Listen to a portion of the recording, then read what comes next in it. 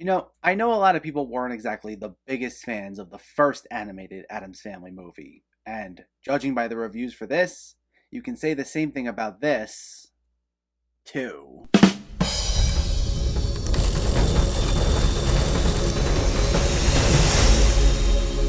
What's going on, everyone? Welcome back to my channel. Today we're talking about a brand new release, The Addams Family 2. Before we begin, let me know in the comments what your thoughts on this movie were, if you already saw it, or if you were planning on seeing it, and make sure to hit that thumbs up button if you like these reviews, as it helps me out immensely by getting my channel out there. And if you're new here, I hope you consider hitting that subscribe button so you can stay up to date with reviews of new releases, older films, hidden gems, and so much more on a near daily basis. But let's jump right into it and let's talk about The Addams Family 2. This once again stars Charlize Theron and Oscar Isaac as the voices of Morticia and Gomez, who are distraught that their children are growing up, skipping family dinners, and totally consumed with screen time. To reclaim their bond, they decide to cram Wednesday, Pugsley, Uncle Fester, and the crew into their haunted camper and hit the road for one last miserable family vacation. The adventure across America takes them out of their element and into hilarious run-ins with their iconic cousin It, as well as many new kooky characters. This is the sequel to the 2019 film directed by Conrad Vernon and Greg Tiernan, who both returned to co-direct this. And while I didn't hate that first film, I did feel like it tried too hard to be aimed towards younger audiences. And I've said in other videos on the Addams Family that I don't think that's the best way to approach these characters. But I appreciated it at least tried to go for a message about acceptance. It did capture some of the atmosphere as far as what makes the Addams Family charming, and I really liked a lot of the casting choices, including Theron, Isaac, as well as Nick Kroll as Uncle Fester. And considering with the exception of Finn Wolfhard as Pugsley, the entire cast and creative team behind that first movie were returning for this, I figured it would be more of the same and it would result in a harmless, family-friendly venture. Well, I was wrong. Not gonna lie, folks, this one is a mess. This goes down a route similar to the direct-to-video outing Addams Family Reunion, and once again places the Addams in a fish-out-of-water scenario and uses it to tell a bunch of lazily written, sanitized jokes. The Addams visit a location, they're clearly out of place, they're thrown off by their surroundings, we're supposed to laugh, and then they move on.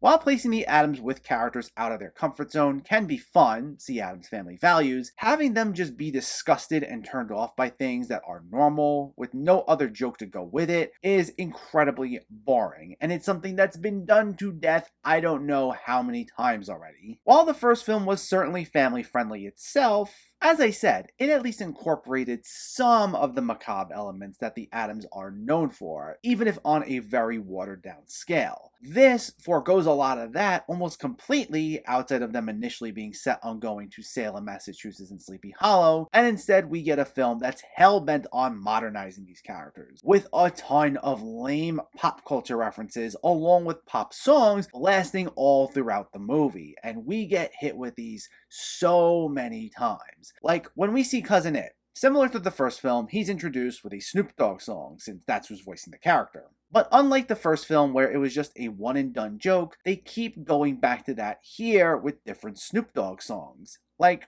the first time, I was caught off guard by the film poking fun at itself, so I appreciated it. But I guess producers picked up on that and decided to not just repeat the joke for this movie, but double down on it repeatedly. And it was clearly just lazy writing. Oh, and this time we get a storyline where Wednesday, once again voiced by Chloe Grace Moretz, wants to distance herself from the family as she starts getting older, which just so happens to coincide with a man named Cyrus, voiced by Bill Hader, coming in and claiming to be Wednesday's real father. And then he sends his lawyer, voiced by Wallace Shawn, after the Addams while they're on their trip, and he hounds them to take a DNA test. Because that's the sort of stuff that comes to mind when we think of the Addams Family, right? Now, while both Bill Hader and Wallace Shawn are nice additions to the cast, with Shawn in particular getting a few chuckles out of me, this storyline was cringeworthy to get through. Outside of some physical gags of the family getting chased, it felt so lazy, and it hit dramatic beats we've seen in I don't know how many other movies at this point. There's a message that gets shoehorned in towards the very end about being unique, but the film should have just honed in on that stuff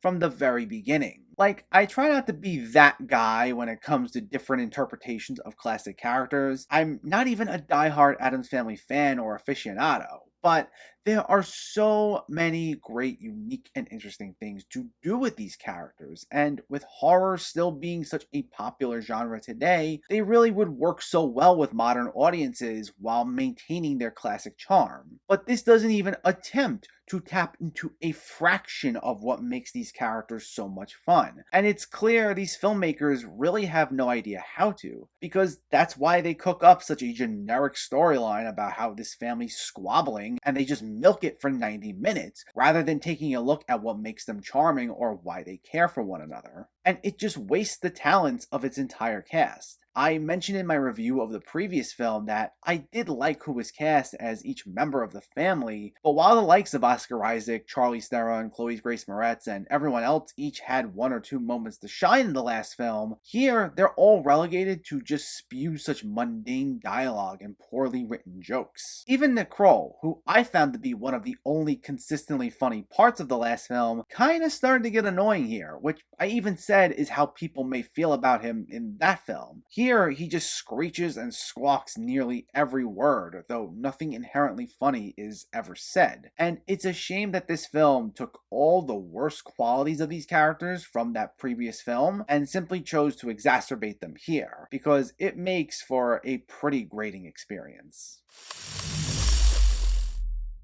The Addams Family 2 is quite possibly one of the worst takes on these characters that I can recall, if not the worst. While it once again boasts a charming voice cast, very rarely do we get anything witty or funny from any of them, as they're all stuck spewing unfunny jokes and lame pop culture references. On top of that, the storyline is as generic as they come and is particularly frustrating as he refuses to take advantage of what makes these characters work so well, and instead it makes lazy attempts at just modernizing them. This is neither creepy nor kooky, and it's altogether a bad time. The Addams Family 2 gets a 1.5 out of 10.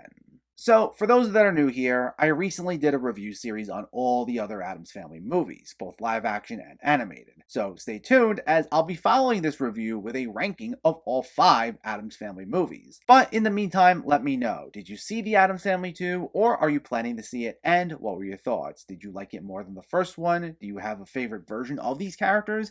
Let me know in the comments below so we can discuss. Also, if you enjoyed this video, please like it and share it, and for more movie reviews and film discussion, please make sure to hit that subscribe button to stay updated. Thanks for watching, everyone, and keep having fun with film.